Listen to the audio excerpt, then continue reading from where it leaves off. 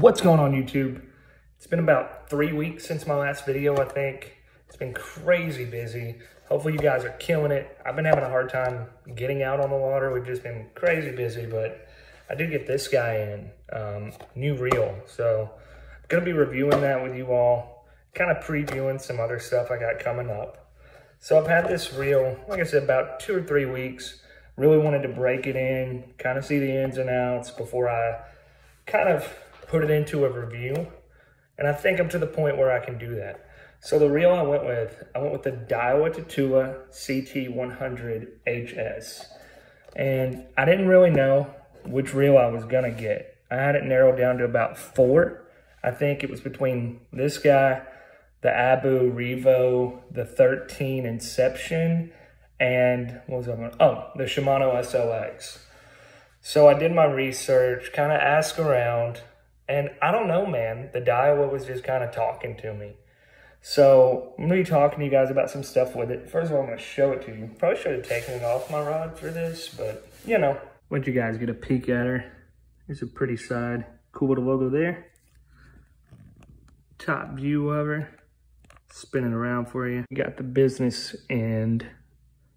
The CT model of these Tatulas was brought out around 2016. So there's been some adaptations and changes and improvements. As far as what I went with gear ratio wise, I went with a 7.3. And it comes in all your standard gear ratios. There's a 5.5, a 6.3, a 7.3, and an 8.1. And I went with a 7.3 just because in my opinion, it's probably the most versatile as far as having it to use with basically anything I want to, rather than having it on a rod and reel specifically set up for one type of lure or one type of fishing. So I wanted one I could use frequently and pretty much be my dominant rod. So that's what went into that choice. Cosmetically, man, it's a beautiful little reel. Mine's like a slate blue, or like grayish, almost gunmetal looking. It's really compact. Like if you can see it, I'll kind of put my hand to it. It fits really well in the hand. I like that in a reel. I don't really want it to be super big and bulky. I want something that I can maneuver. It is slightly smaller than the previous models of it. For me, the lighter reel, it just kind of gives me a better grip and better control when I'm out on the water. I've kind of found that it's really helpful with pitching and flipping because I can kind of just have that one-handed approach to it. And like I said, just overall design, man, it's a pretty reel. One of my favorite things about it is actually the T-wing system, which is kind of a Daiwa exclusive concept, more or less. And it was honestly a pretty big deciding factor. Never really used a reel with any feature like that, but I thought it would be cool to try out, and it's been probably the biggest advantage to this reel. So I'm gonna bring you guys around and let you kind of look at the T-wing and what I'm talking about when I say that. So this guy right here, that is your T-wing system for line distribution. And as you can see, I've got it clicked down right now to let a line out. And when it drops down, it looks like it's just gonna let off an ungodly amount of line. But there are some things in it to kind of keep that from happening. And then once you engage your reel, it's going back down into the more narrow portion. And I don't know, like you look at it and you're like, how could that even possibly work? But it does. And as far as advantage wise, one thing I noticed with the T-wing when I first lined the spool up, it's really simple to get an even lay of line across the spool. And it's because the way it kind of distributes that line throughout freely. And once you click that button down to cast, what I've noticed is it just allows line to flow out more freely. Typically on a bait cast setup, you've got like the little bitty tiny hole eyelet type thing to distribute the line. This one lets that line fly, man. So what you get, like I said, really even lay with the line, but the castability is insane. Like I feel like I can just yeet a lure like to the other side of the lake if I wanted to. With the line flowing out the way it does a couple things. Reduces the amount of friction from the line going out through that tight space. And what you're going to see from that with that free flow and not a lot of friction holding the line back, fewer backlashes. And that's one thing that turns a ton of people away from bait casters. They're like, oh, I don't want a bird's nest. This reel makes it pretty easy to not do that. And like I said, when you're retrieving, it goes down to the narrow portion, which kind of brings it back to the spool evenly. And I haven't had anything where like too much line went out when I was casting or anything like that. So enough about the T-wing for now. You know, like I said, probably my favorite thing about it. Material for it, it's a really lightweight aluminum frame on the reel. It is just, the way I think of it, I've got it on a medium fast action rod, and this is kind of like my sports car setup, man. Just smooth as can be, fast, freaking awesome setup. Like I was saying with the T-wing though, they do some things to kind of compensate for that massive amount of line going off to make it to where you're not gonna backlash and so forth. And that kind of brings me back around to this side of the reel. So over here on the design with the super dope logo, you've got your magnetic braking system. So on the Daiwa Tatula, that's called the MagForce Z. And as you can see on the dial, it goes from 0 all the way to 20. So there's a lot of fine tuning and so forth you can do with that. This particular braking system, what I've noticed, the T-wing allows the line to come really quickly off the spool, but that's kind of at the beginning of the cast. And if you have your braking system set correctly based on the lure, which we'll talk about that in a second, you'll notice it slows down towards the end of the cast. And what that's going to do is prevent a lot of overflow line coming off the spool, which when that happens, and you guys know, you're sitting here having to pull this out, reel it back in, and it absolutely never fails. When that happens, you get bit like within the first 2 seconds of being in the water, and it's always the worst. So as far as tweaking this for bait weight, what I have found is, so as far as tweaking that magnetic braking system with the lure you were using, if I'm throwing a big fat bait, like a big jig or a heavy deep crank or a chatterbait or something like that, I turn my braking up a little bit. I really haven't got it past like the 8 range, but I want a little more braking because you get that momentum with the fat bait flying, and that's where you get that nasty overflow you don't want. But I have thrown like some really light stuff on this, like little 1/4 ounce spinners, weightless Senkos, Ned rigs, so forth. And I have kind of noticed you want your braking way lower on that end, like honestly down in like the 2 end or even the 0 end. Because if not, you're just not going to get any distance on your cast with those lighter baits. So that's a big thing that I kind of want to talk to people about. If you're on the fence about a bait cast or so forth, if you get to where you're fine tuning for each cast, then the likelihood of you having that backlash or having difficulties goes way down. And that is one thing I like about this reel, is it's super easy. And I'll let you guys kind of hear when you change the brake. It actually clicks into place. And I've had some reels before that it doesn't do that clicking, so you're just kind of blindly turning, and you can't tell when you're actually moving it from one level to the other. So I like the fact that that clicks and locks into place. Just another cool feature of the reel, really. So on the business end of things, we've got our magnetic brake over here, that MagForce Z. Over here, you have your star drag system.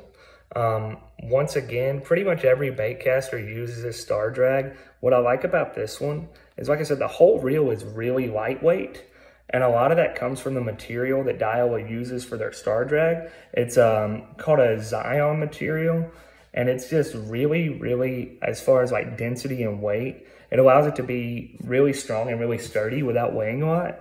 So like I said, it's lightweight, but I think it's like a 13.2 pound drag. And once again, on the drag, you can actually hear that clicks into place for you too. So I like having those clear indicators of when you were going up and when you were going down on both the braking and the drag system. Other features, 8 bearings on this thing. So when you're getting that, you're gonna have a really smooth feel as far as when you are reeling.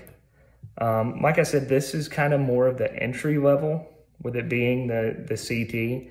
I think on the one up from this, you get the corrosion resistant bearings. These bearings aren't bad, but they do not resist corrosion. So as far as long-term, that might be something you want to look into. For me, I just couldn't make it justify the price difference. I was like, corrosion resistant, you can always replace bearings, whatever. So for me, I just kind of wanted to see what this Daiwa was all about. Didn't really care that it was entry level. So I couldn't justify jumping the model up. But if you're into like, I have to have corrosion resistant bearings, go the one up from this. A couple other things. It has a cutaway design on the handle end itself. So what that does is it allows it to be a bigger reel handle, but it's still really close and into the actual reel itself. So it doesn't have that bulky feel that some do, and it just allows you to really kind of be compact and in there while you are reeling. And like I said, for me, it's all about that control factor. Like I said, this is my sports car rig right now. It handles good, it's fast. Whole lot of good things about this reel from what I've seen. As far as concerns go, when I first got it, when I was looking at the spool, I was like, that spool is tiny. Like it's not going to hold any line. But it goes much deeper than your typical caster, so it holds the same amount of line. It's nothing like that. My personal experience with it so far, I've not tried different types of line on it. I've got 15-pound fluoro on it, and that's what I put on it when I got it. It's still what I'm rocking. I have kind of put it through the ringer though, man, like as far as doing things, almost trying to make it backlash just to see what it'll hold up to. And so far, just to be real with you, I've made it backlash one time, and it took a pretty good bit of effort to do that. What I'm digging about it is you really don't have to do a lot of those really snappy casts where you're really whipping your bait. If you have that mag force set correctly and your spool tension, like you can just simply give like a little lob and it's gonna go about as far as you want it to. And I'm really digging it as far as that goes. It's really quick for on-the-fly adjustments. The drag's really easy. If I make one cast and I'm like, man, that went nowhere, super easy to readjust that braking system. The only thing I've had on it, and it was totally my fault, I missed a couple fish on a lipless crank because I had my drag set too low. And when they were taking it, it was giving them way too much and it wouldn't set. So far for me, if I had to kind of put it simply, this reel is comfortable.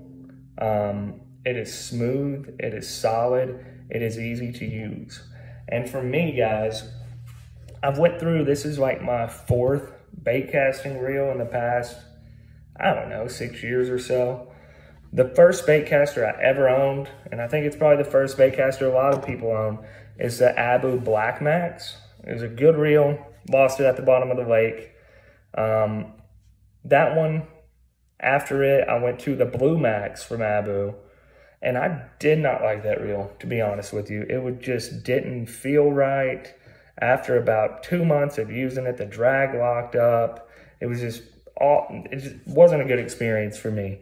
And I'm not bashing Abu. They make cool stuff. They make really good products. All my rods themselves are Abu rods. But that particular model did not do it for me. And then I had like a really low-level lose. I think it was the American Hero or something like that. I got it at Dick's. And it's okay. It just doesn't feel like it's got backbone to me when I use it. So I kind of got to the point I was like, I need to invest in some quality equipment. And what I mean by that, first of all, I'm not the dude that's going to sit here and say, oh, buy this brand, it's going to make you a better fisherman. Equipment does not make you a better fisherman. But what good equipment can do is make you more efficient on the water. And that's really what I was getting into. I was like, I'm tired of buying stuff and it like crapping out on me and breaking or getting out there and having to deal with a bunch of messes. So I was like, I want to get something I know that I can rely on. And so far, this reel has been the move. So if you're looking into this guy and you're like, I don't know, I would highly recommend doing it personally. On the other end of things, the filming end as far as footage goes, I did finally get a GoPro. And I'm going to share a couple clips with you from what I've been able to capture with that. But I've kind of just been having some hot and cold with it. Like, it's like trips I go where I'm not filming or maybe the battery's dead, so I'll leave it in my truck, I'll smack them. And then when I'm filming, I'll get one like here and there. And I was like, man, I don't want to like upload a video with 1 catch or 2 catches. So that's why I've been kind of slacking on the footage in, but I do think good things are to come, so check these clips out.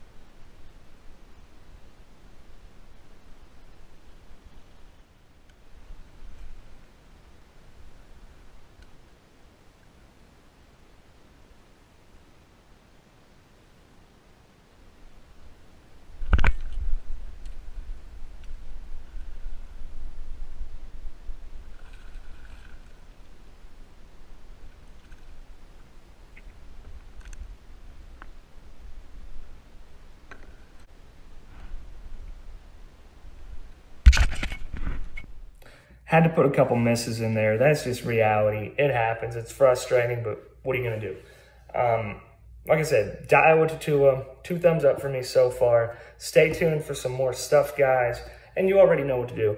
Like, subscribe, fish. Hope y'all are crushing it this fall. I'll see you next time.